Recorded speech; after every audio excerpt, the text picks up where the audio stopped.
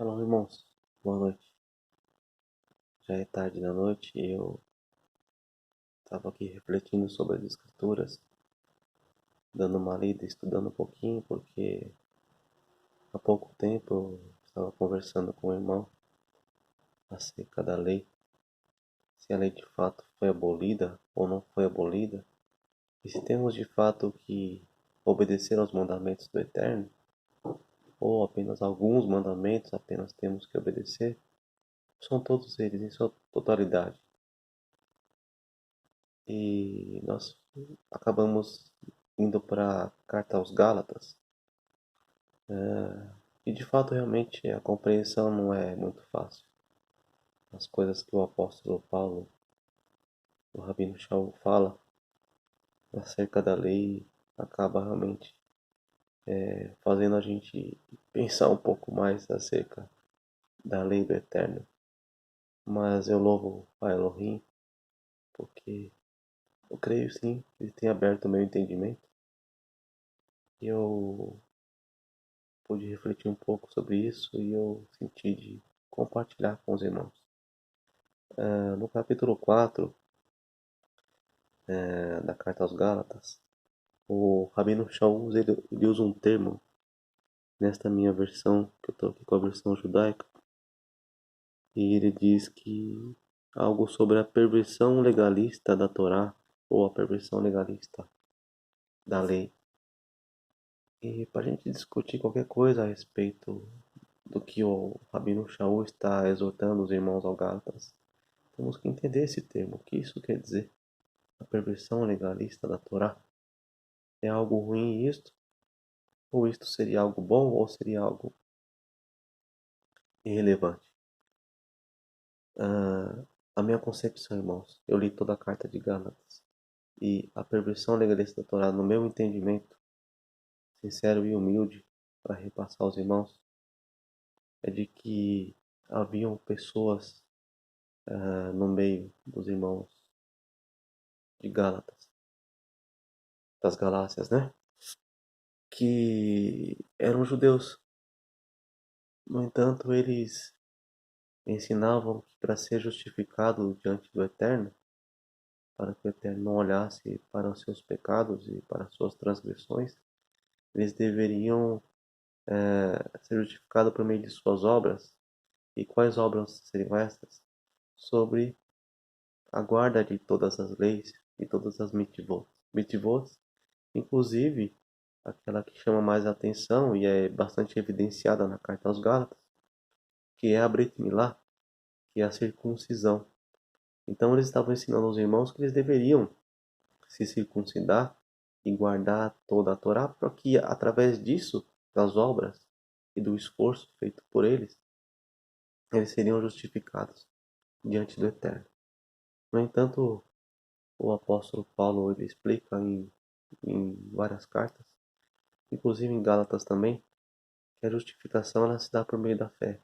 Inclusive ele usa o exemplo de Abraão. A justificação por meio da fé em quê? Por meio da fé na obra do Mashiach, ou seja, por meio da fé em Yeshua, nosso Senhor. Através disso nós recebemos graça, o favor imerecido.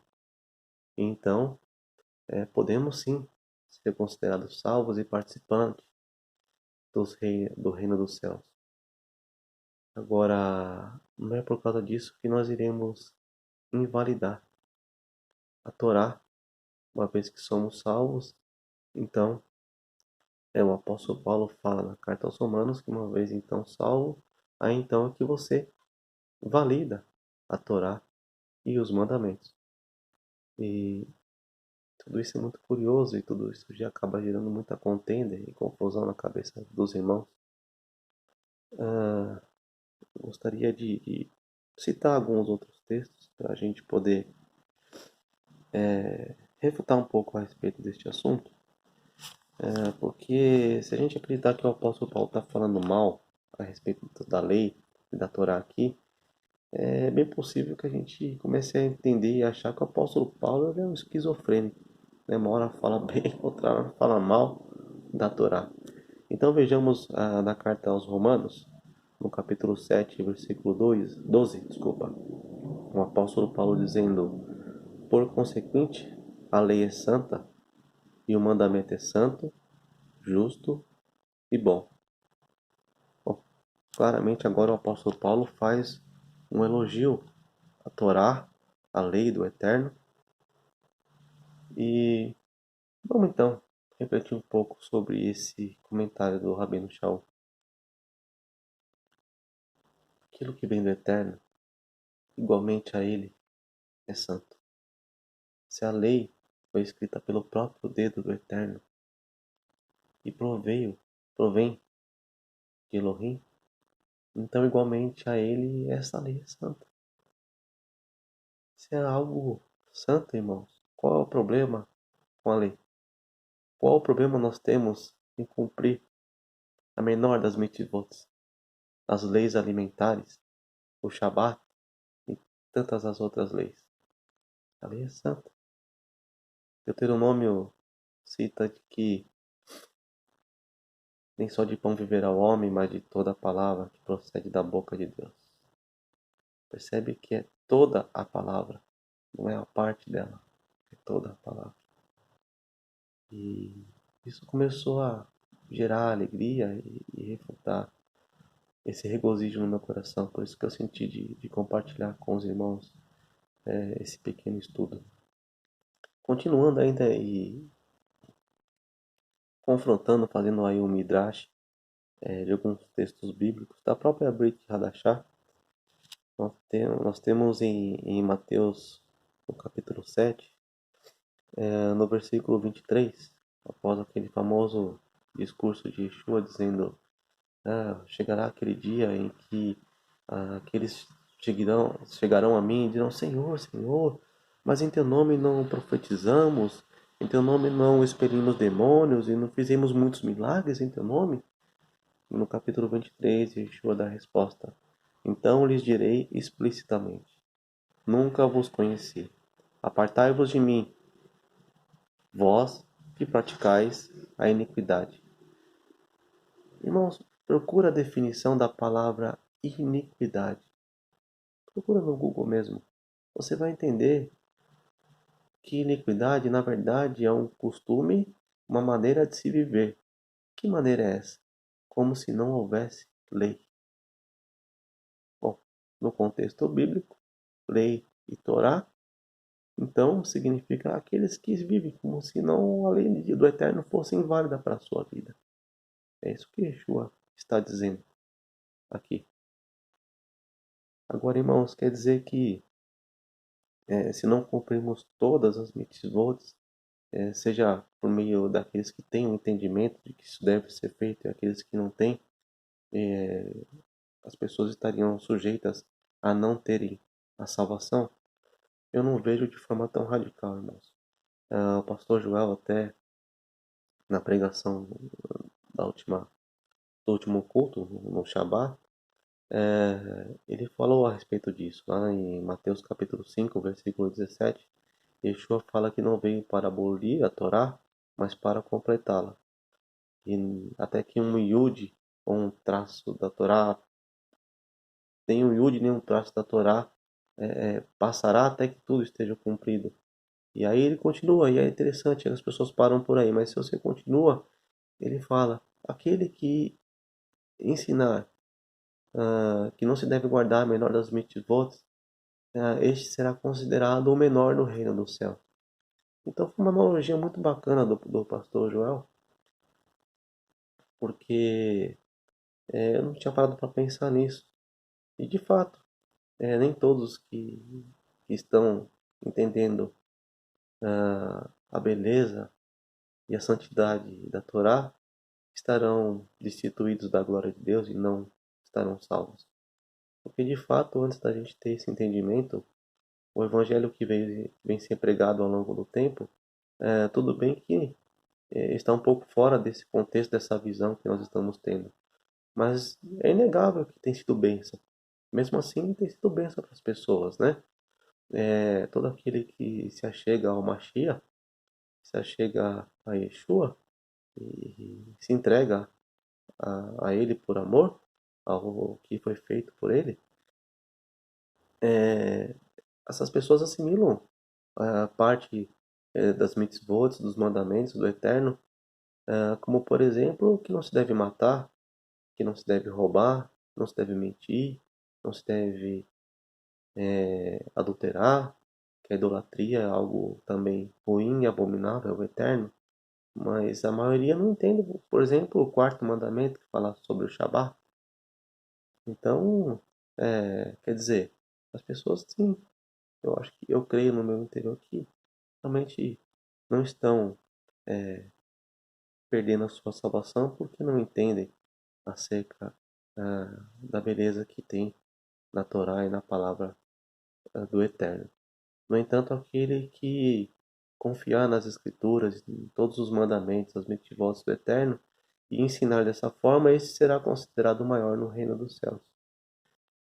Irmãos, eu não procuro ensinar e nem guardar isso para ser o maior no reino dos céus. Simplesmente porque a minha alma se alegra em ter a sua compreensão e poder compartilhar isso com os irmãos. Porque eu vejo claramente que estamos vivendo um período de uma época, né, de restauração. E isso tem sido bênção realmente a todos aqueles que estão compreendendo essas coisas e aqueles que não estão compreendendo também estão ficando com a pulguinha atrás da orelha e está começando a incomodar. E eu vejo isso como algo bom, né? De qualquer forma é bom ser pregado, né? A verdade, custe o que custar. A reforma de Lutero certamente foi algo bom, foi sim algo bom, mas ela não trouxe essa visão, não acompanhou ah, esse entendimento que a gente deve olhar e estar em Jerusalém e sair de Roma e não estar mais em Roma, né? Então, muita tradição ainda ficou presa no nosso meio e por isso às vezes é muito difícil ensinar e compreender, fazer com que as pessoas compreendam como que funciona tudo isso, como que as coisas se completam de uma maneira maravilhosa, Yeshua e a Torá. Você vê que é tão lindo isso porque o próprio Yeshua disse que Moisés escreveu a meu respeito. Yeshua falando, né?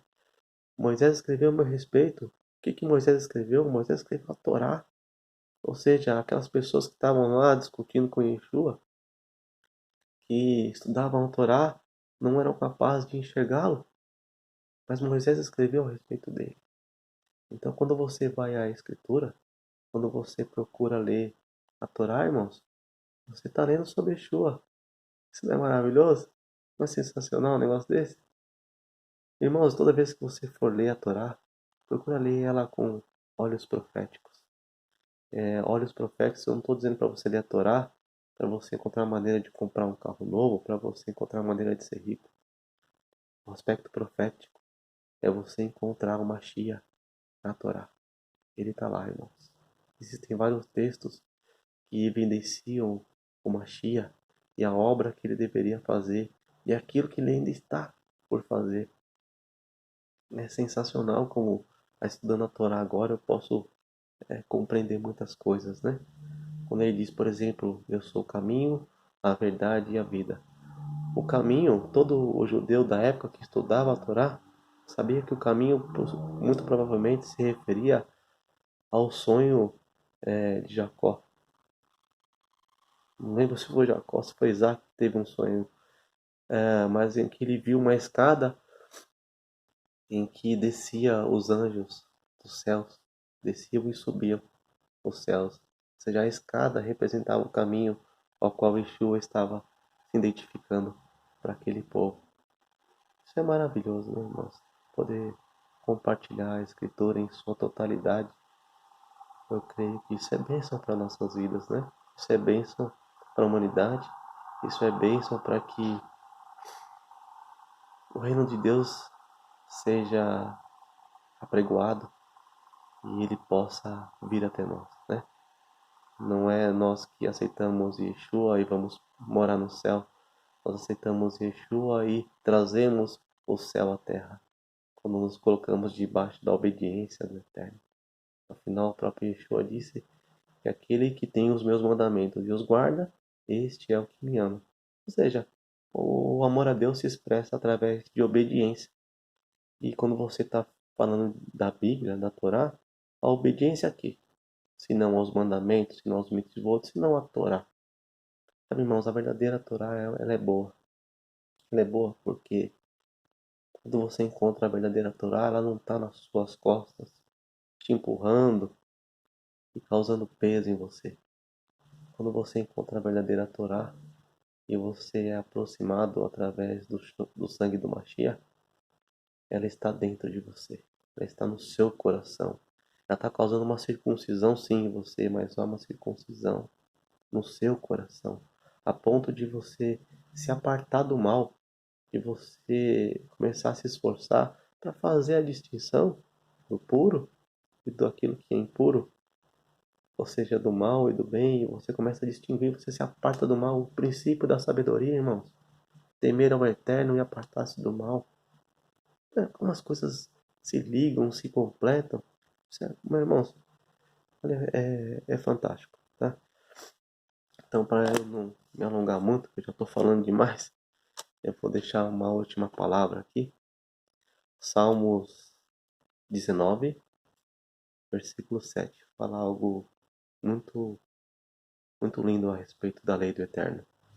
Diz o seguinte: a lei do Senhor é perfeita e restaura a alma. O testemunho do Senhor é fiel e dá sabedoria aos simplícios.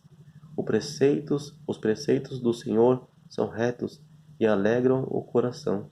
O mandamento do Senhor é puro e ilumina os olhos. O temor do Senhor é límpido e permanece para sempre. Os juízos do Senhor são verdadeiros e todos igualmente justos. São mais desejáveis do que o ouro, mais do que muito ouro depurado, e são mais doces do que o mel ao destilar dos favos. Poético, lindo, profundo e forte, né, irmãos? Como os irmãos gostam de falar. Forte isso, né? Isso é forte.